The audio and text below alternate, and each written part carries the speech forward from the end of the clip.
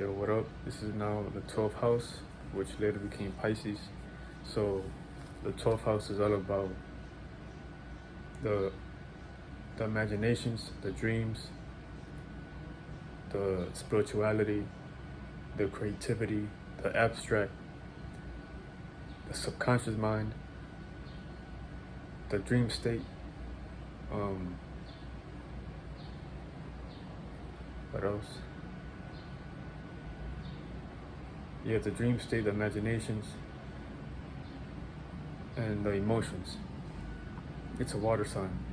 Pisces is all about, it dwells in the collective consciousness when it comes to the emotions and the emotional, vibrational, collective flow of everything. So this shit goes deep.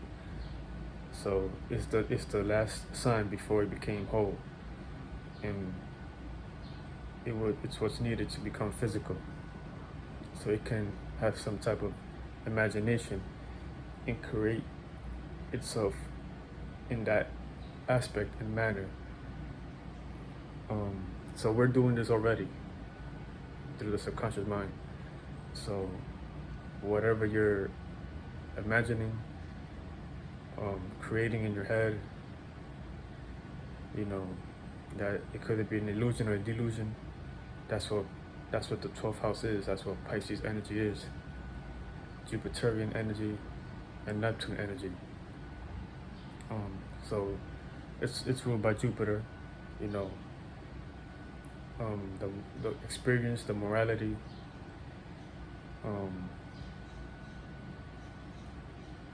the fuck? I forgot what I was gonna say.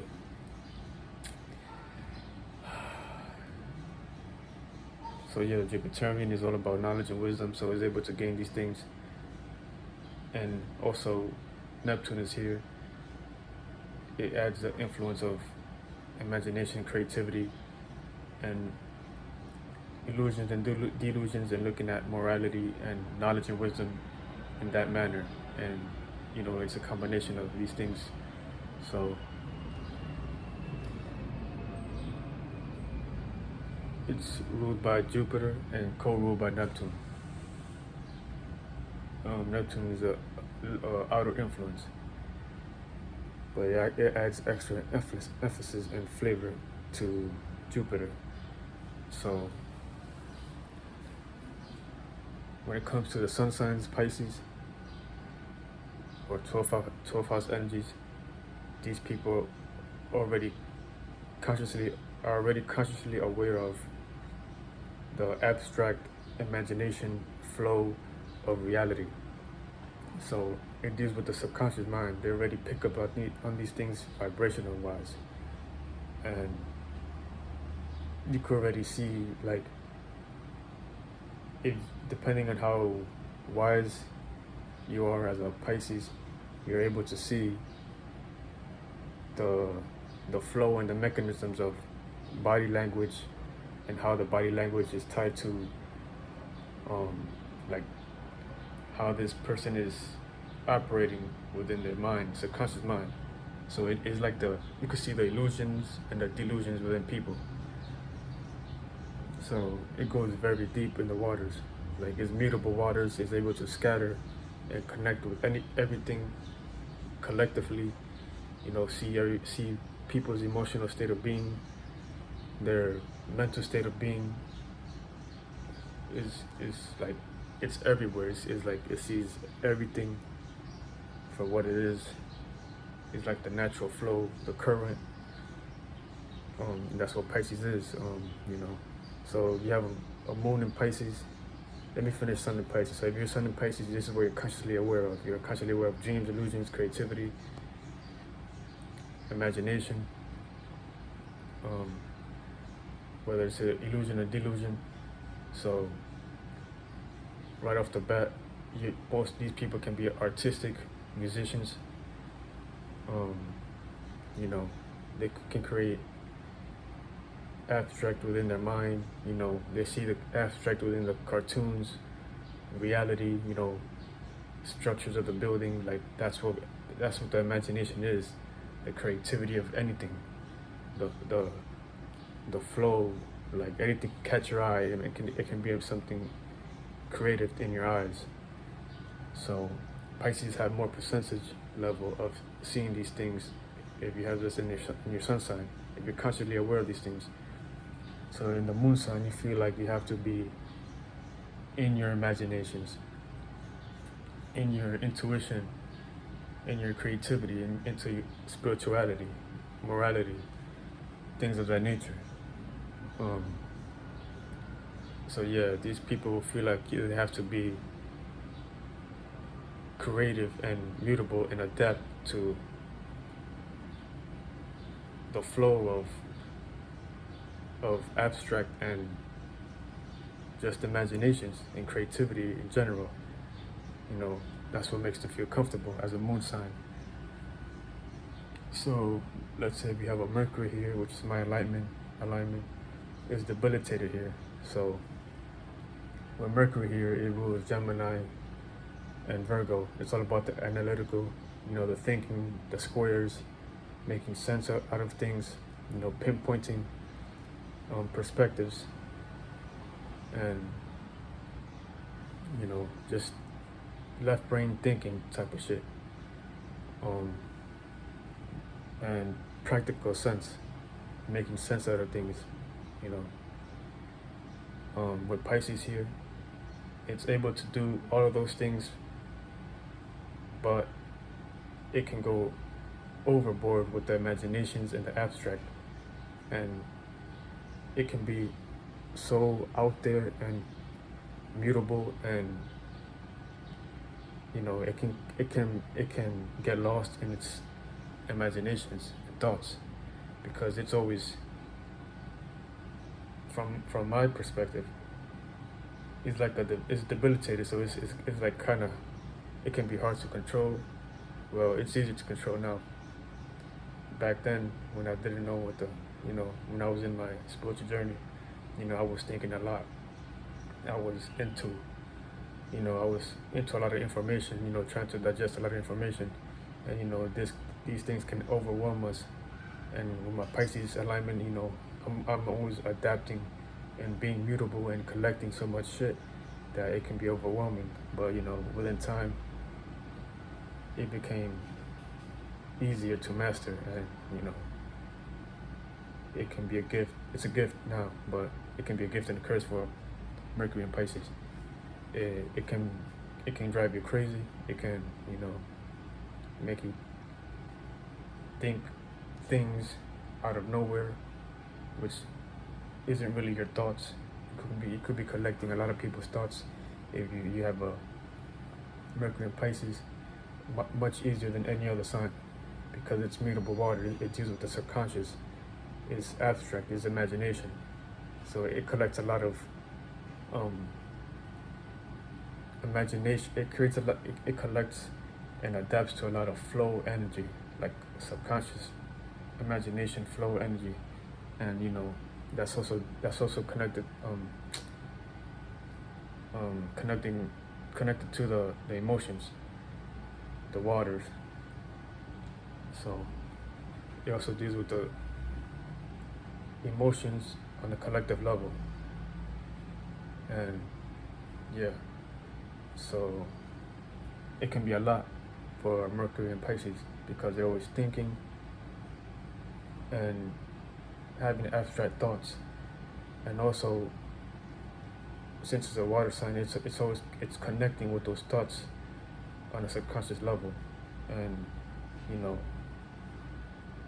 if you have these alignments, you might have to learn how to, you know, detach from certain thought processes and abstracts, because it can overflow you, it can overwhelm you, and things of that nature. So yeah. So with the Pisces and Mercury alignment, when you're trying to communicate, it might be hard for you to come out with those words that you're thinking of or trying to express, because the usage of the word here, it's, you know, it's trying to, it it doesn't know how to express or communicate how it's thinking and feeling about the abstract. Like, it's trying to put meanings and reasonings also here because it's Jupiter here, and the usage of the words don't come out right sometimes if the individual doesn't know how to go about it in the right way. So it's like you have to be, it's easier if you're emotionally invested in what you're doing as a Mercury and Pisces, so the conversation can flow better. If it doesn't have no meanings or reasoning behind the creativity or imaginations, you know, it can be hard for a Mercury and Pisces to take it serious or like be emotionally invested into those type of topics or whatever. So that's just one thing, an example. But the Mercury and Pisces is always, you know, it's all about, it's imagining, it's abstract, it's hard to put these things into words. So the usage of the words here is, it can come out like an illusion. Like, you might look at these people like they don't know what they're saying, and you know, they might look like they're out of it, or they might be in a delusion. But that's what Pisces is. That's what Mercury and Pisces is. That's how it's thinking and communicating with this alignment. You know, it's debilitated. That's why it comes out like that.